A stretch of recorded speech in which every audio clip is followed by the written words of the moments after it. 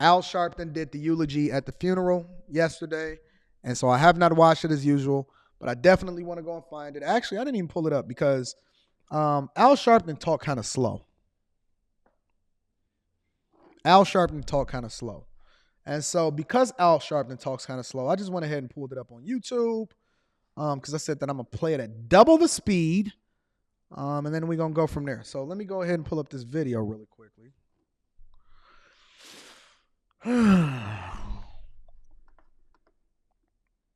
All right, let's roll. To our pastor, Reverend Jason.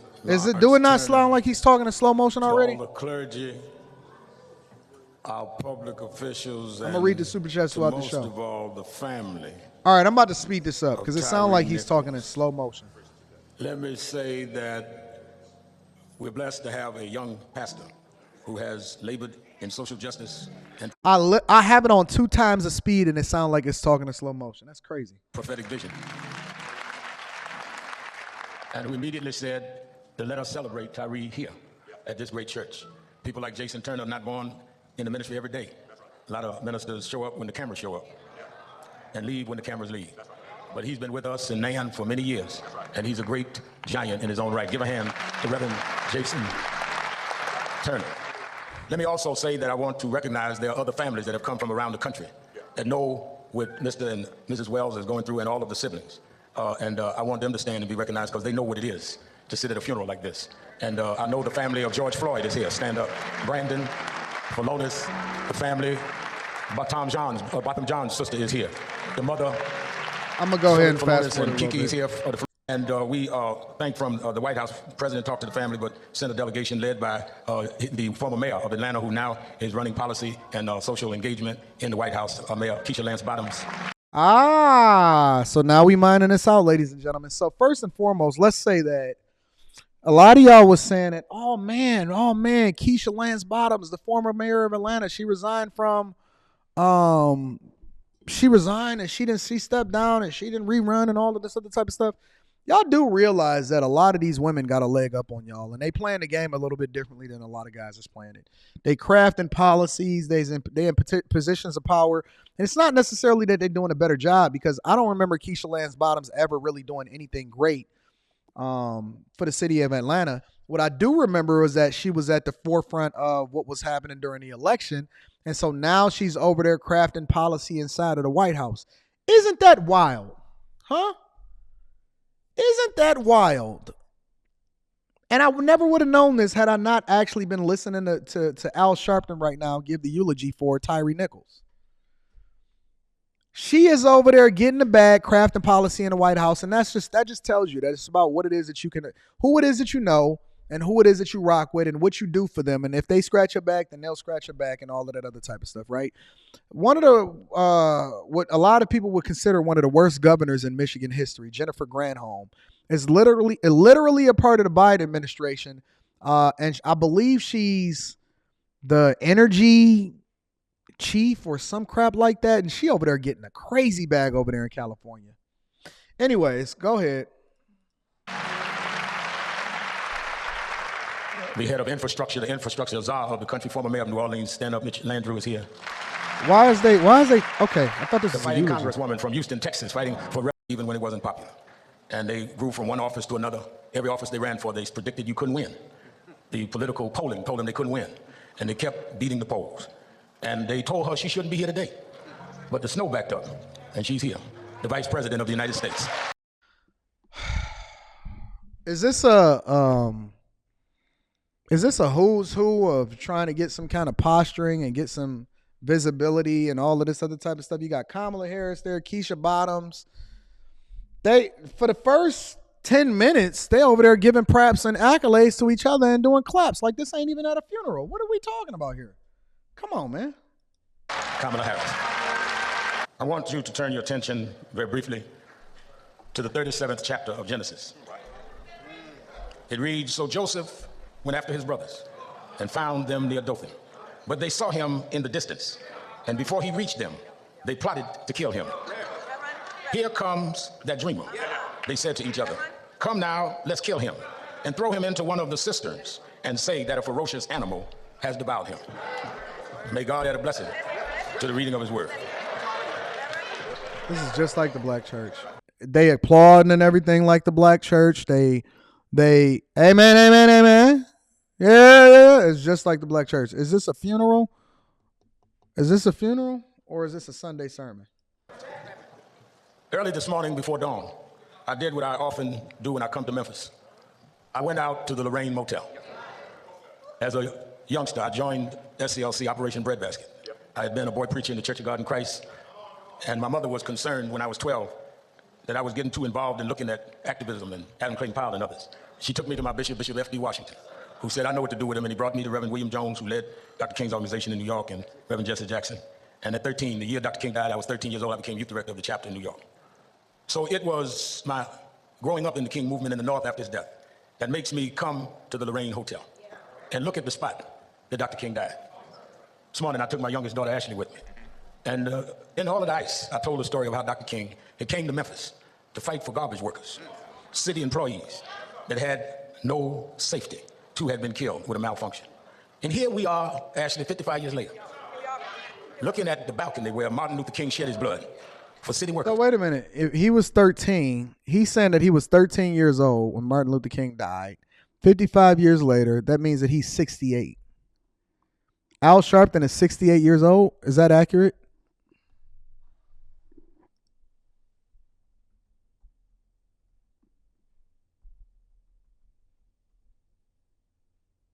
Dang, I'm on the money. My mental math is good. He looked every bit of 83.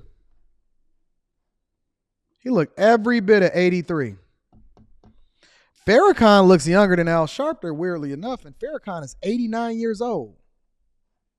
Let me see. Jackson is 81. Dominique Sharpton is 36.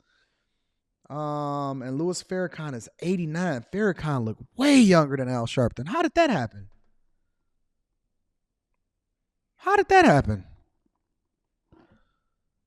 Dang, 68. He looked way older than 68 years old. My mother is almost 70, and my mother looked like she about 43. Don't tell me that black don't crack. That's bull crap. For black city workers to be able to work in the police department, work in sanitation. And the reason why, Mr. and Mrs. Wells, what happened to Tyre is so personal to me is that 5 black men that wouldn't have had a job in the police department would not ever be thought of to be in an elite squad. In the city that Dr. King lost his life, not far away from that balcony, you beat a brother to death. There's nothing more insulting and offensive to those of us that fight to open doors, that you walk through those doors and act like the folks we had to fight for to get you through them doors.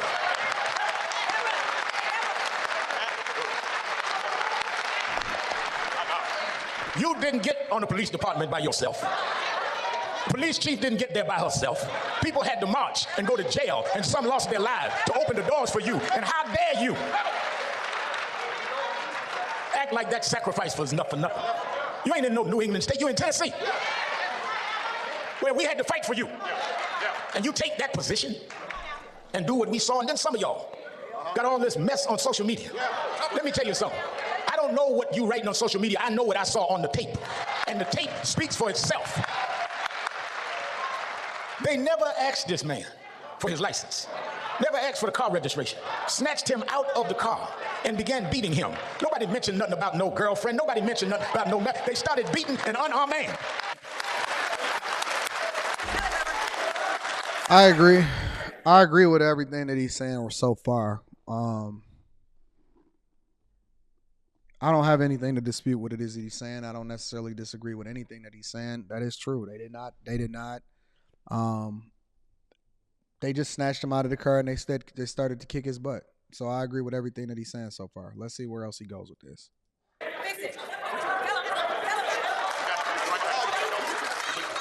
In the city that they slayed the dreamer, what has happened to the dream?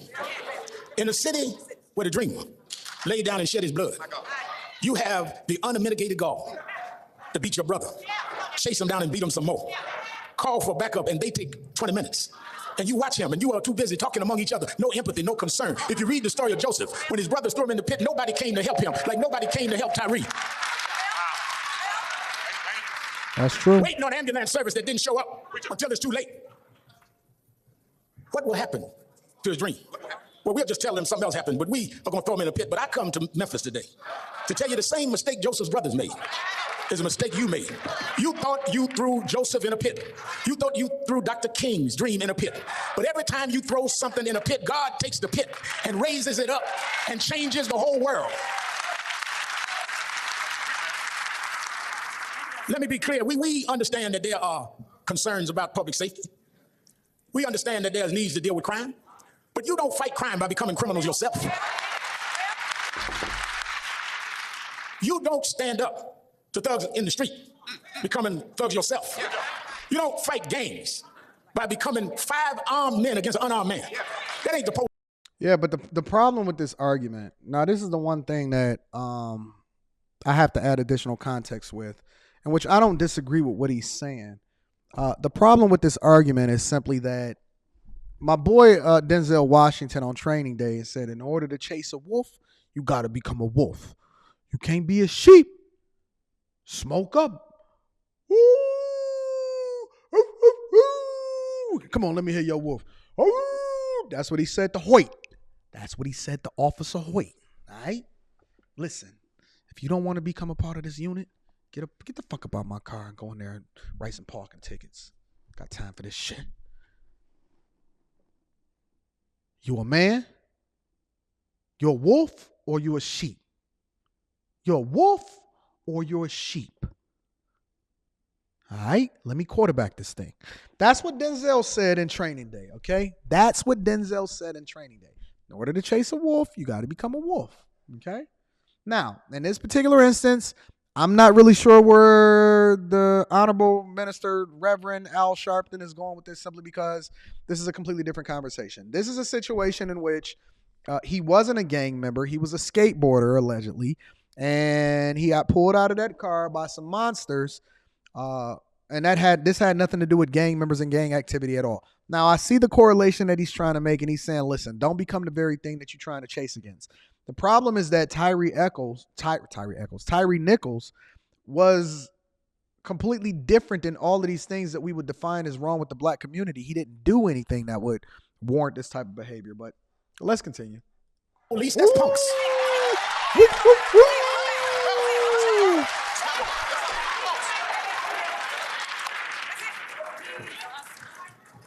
I'm reading super chats throughout the show. Man said, I didn't do nothing. You kept on going anyhow. Why do they go ahead? Because they feel that there is no accountability. They feel that we are going to get angry a day or two and then we're going on to something else. But some of us do this every day. Some of us believe in the dream has to come true. Some of us are going to fight until we make this legislation happen. I don't know when, I don't know how, but we won't stop until we hold you accountable and change the system. What system changes do we need? That's what I'm curious about. I'm not really sure that we need any more rules, any more systems, any more defunding, any of that. See, and that's the thing that I'm against. Everybody keeps saying pass more legislation and changing the system. It's funny because the Sandra Bland Act, and I was having a conversation with Charleston White, and he's a very, very good person to have a conversation with. The Sandra Bland Act, which we enacted and all of the black people cheered for it, really enabled the police to be able to send you to mental institutions and to circumvent the law and prevent them from even being able to contact your family by certifying you as crazy and as a threat if you then start to display things in which is up to their judgment to determine whether or not you're crazy or whether or not you're a threat to yourself or whether or not you have mental health issues, or they can even go through your social media in order to substantiate whether or not you're a threat to yourself or to other people, and then they could literally put you under or give you pills and subject you to being inside of an insane asylum without actually having to contact your people or giving you an opportunity to get bail because you technically are not under arrest. It is a way in which they've then been able to control people and then remove their rights from them, and then everybody cheered as a result of it because they named it after Sandra Bland, right? And it actually literally happened to Charleston White himself. Somebody had got killed in his neighborhood. He had been over there, protesting and antagonizing the police. They went through his social media and seeing some of the stuff that he was saying. And then they literally committed him into an insane asylum for multiple different days without even contacting his people until somebody actually had to get involved and write a letter. And his lawyer couldn't even get him out of that situation. It's on the Patreon. It's also on one of my clips on the Anton Daniels channel. And they actually arrested him and actually put him under based off of the Sandra Bland Act. So I'm not really sure how much more legislation and how many more rules that we need in order to implement versus trying to figure out how it is that we can hold accountable or prevent this from happening with regard to the police force from then having to overuse their power and do the things that they're not supposed to do against citizens that they're not supposed to do it with. I think that Jason Whitlock probably was onto something a little bit more, because it's not about more rules that we need to implement to better police ourselves. It's more about how it is that we can be proactive and preventing people from being in this situation in the first place or raising these monsters in the first place. When Jason Whitlock came on the platform and he was talking about single mothers, he was talking about the community, he was talking about the people that raise our kids and things like that. Honestly, in hindsight, I think that he was onto something. It's not solving for it reactively based off of more legislation and rules. That just put more money in other people's pockets and we don't know where it's going to. You're never going to defund the police. It's only going to make your communities worse. It really is just being proactive with the kids that we have and the families that we raise and the environments that we raise them in. It's holding accountable your brother. It's setting a new standard of rules. It's removing the culture behind no snitching. It's a lot of other things that we can then do in order to solve for a lot of these problems, but this ain't it.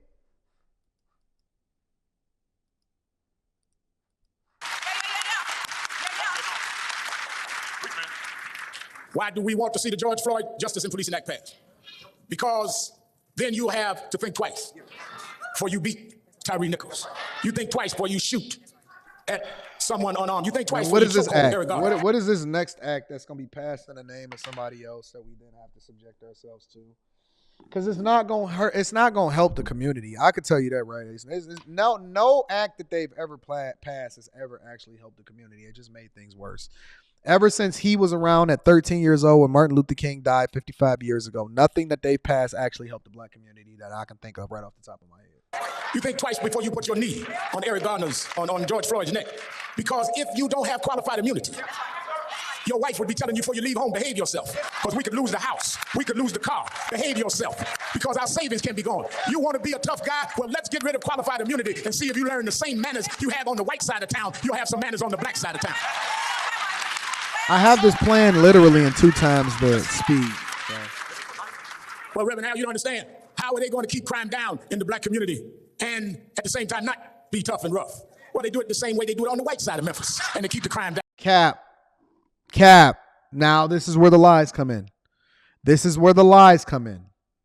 I want to see what he about to say.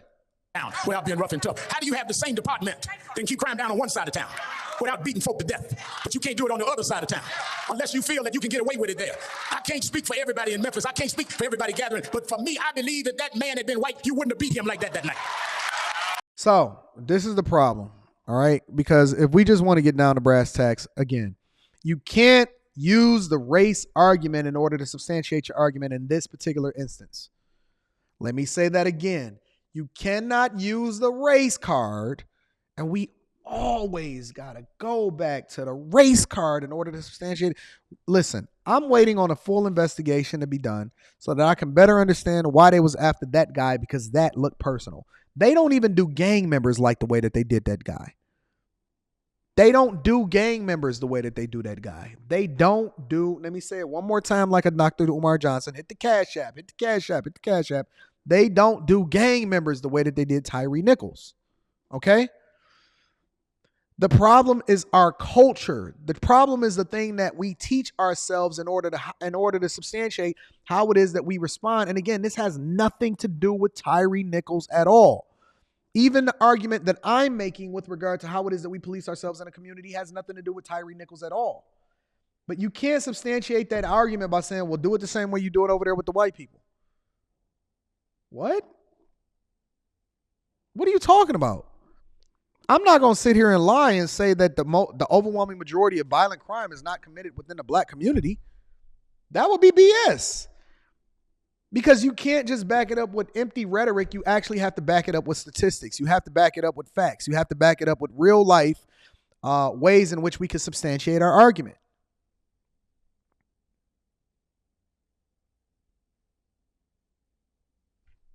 He shouldn't even be saying this on the pulpit in the first place, because the race card shouldn't even be a part of this conversation.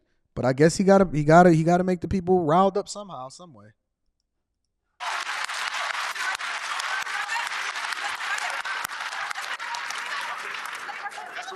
We're not asking for nothing special. We're asking to be treated equal and to be treated fair. And just like they marched and boycotted and went to jail for 9 years, from the 55 Montgomery bus boycott to the 64 Civil Rights Act, we're going to pay the same dues to get this George Floyd Justice and Policing Act. What is the George Floyd Justice Policing Act? Let's see.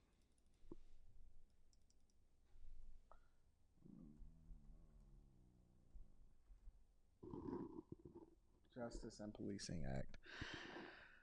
All right, let's figure out what this is. Congress bill. HR 1280.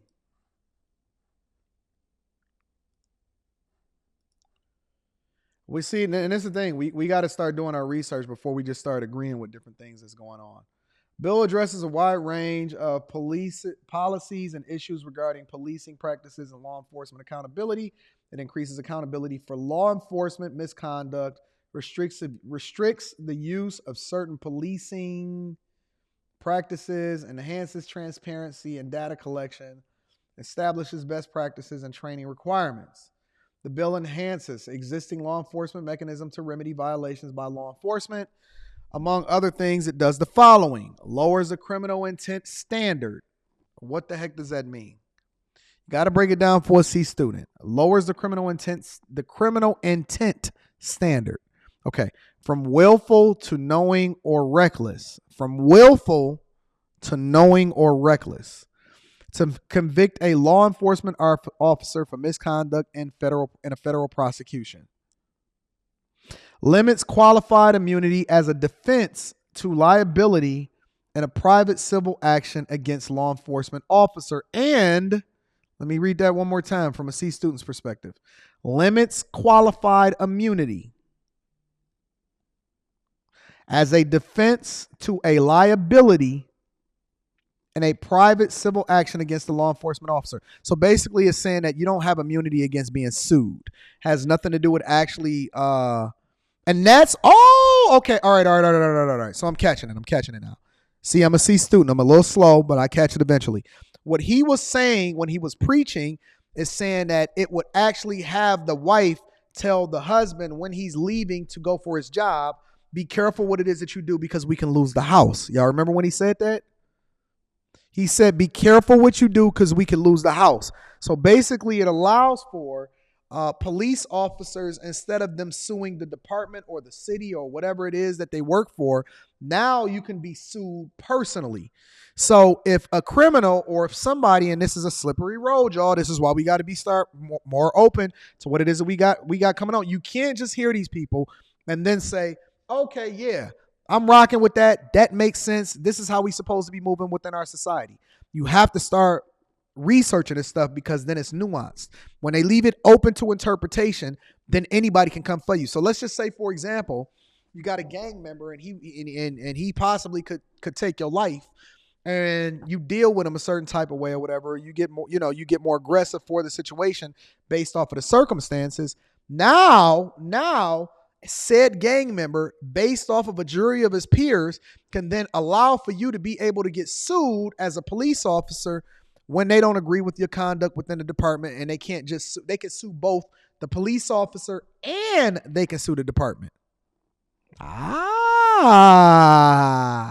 That's why he said when the woman is saying you and seeing you leave, he's saying be careful because it's a possibility we can lose the house, because then you become personally liable instead of just liable from the department itself.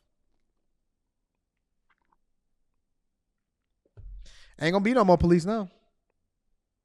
If I have to be in a potential situation where I could possibly get sued for doing my regular job and it ain't the liability of the department itself, I'm out.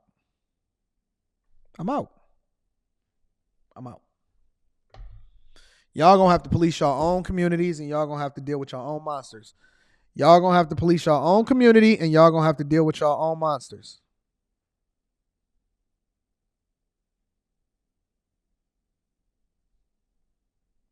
Facts.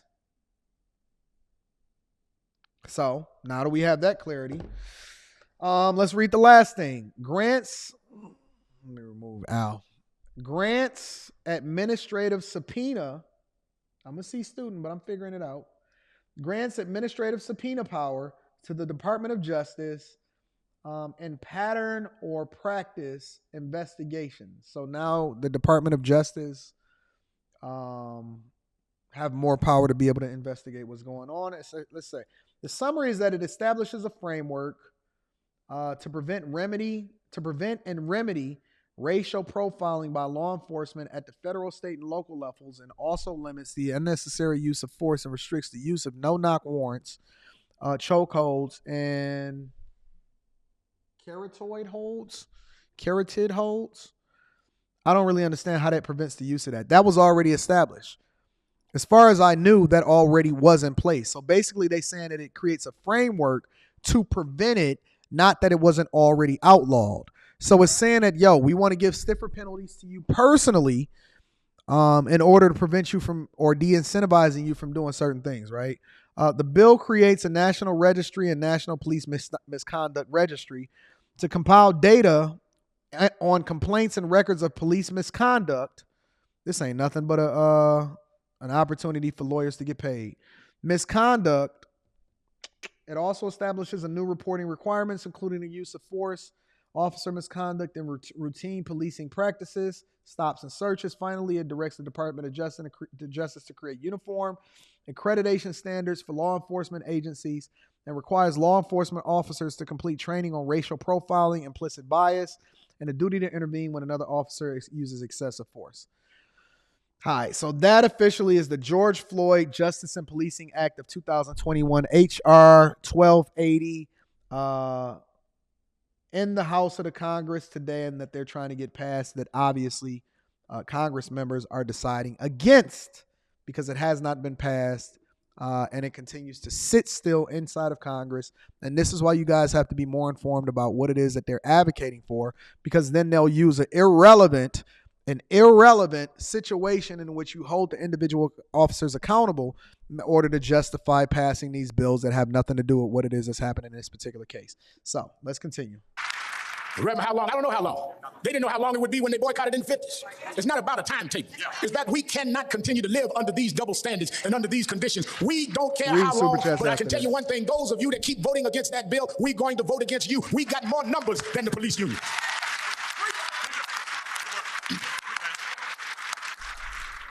I believe that God will do for us what we'll do for ourselves. And even in the pit, Joseph never lost his faith. Joseph could have gave up. Here we go with Joseph. Could have gave out, but in the pit, he still believed in the God of his father. And even as I stand over... What does the story of Joseph have to do with this? I'm just curious. Maybe I don't see the correlation. And again, I'm a little slow, but it's okay. I don't understand. The casket of this innocent young boy. This young man, 39 years old, with a 4-year-old son that his mother and father and his siblings have to raise. I believe that God will take him, Tyre, out of that pit and use him as a symbol for justice all over this country.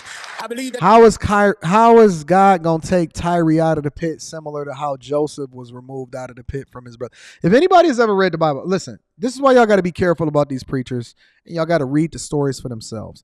Joseph was still alive. The brothers said that because they were jealous of him.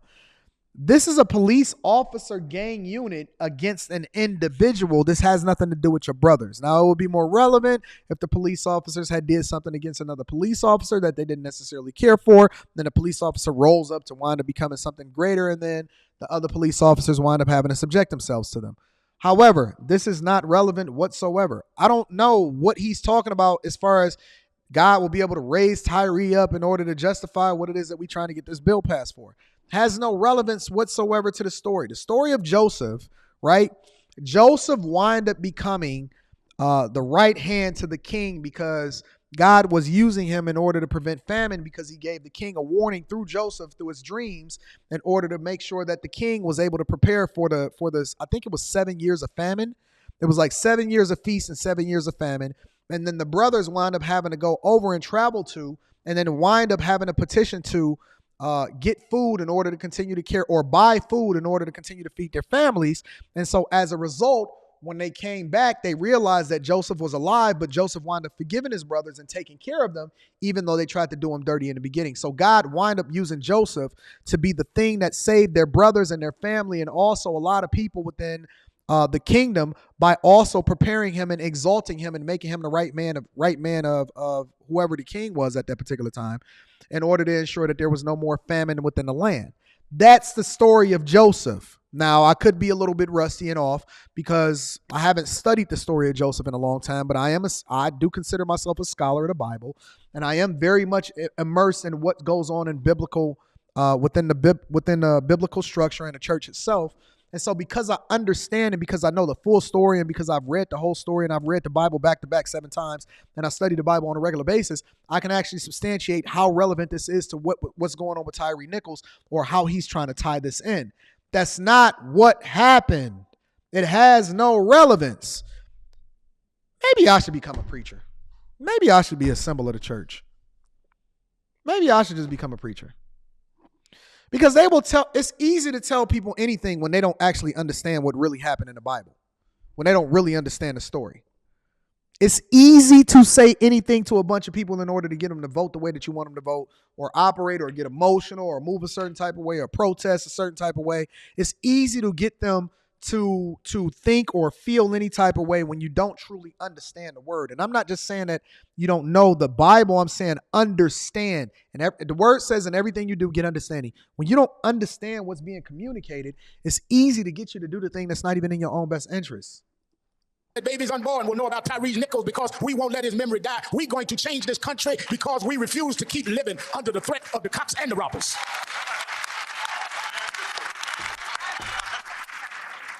What touched me, I was raised by a single mother. Oh, Daddy left when I was 10. Mama raised my sister and I on welfare and food stamps. What touched me is when I heard him calling for his mother. Just like George Floyd is calling for his mother. Something you'd have to be a black man. The only thing between you and disaster was your mother. To understand what calling for your mother means. Somewhere deep in my heart, I understood Tyre. Because the only thing that kept the kids from laughing at my banana sandwiches in school, because she couldn't afford enough to put meat there, but mama would make it all right for me. And he knew if he could just get mother, that they would quit beating him and quit stomping on him. All he wanted to do was get home. Now home, Reverend Jamal Bryant, home is not just a place.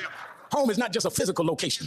Home is where you are at peace. Home is where you don't have to keep your dukes up. Home is where you're not vulnerable. Home is where everything is all right. He said, all I want to do is get home. I come to Memphis to say the reason I keep going is all I'm trying to do is get home. I want to get where they can't treat me with a double standard. I'm trying to get home. I want to get where they can't call me names no more. I want to get home. I want to get where they can't shoot and ask questions later. I'm trying to get home. Oh, Jesus. Now they're starting to play the organ. All right. That's enough for me. That's one of the reasons why I had to divest myself from going to certain churches in the first place, because now they're playing the organ. Now they're going. All right, hold on. Let me play it for one more time for y'all, just in the back, so y'all can see what's happening right now. I'm gonna just play it. For those of y'all that couldn't hear it, let me slow it down. I'm gonna put it at the regular speed. Every black in America stands up every day trying to get home.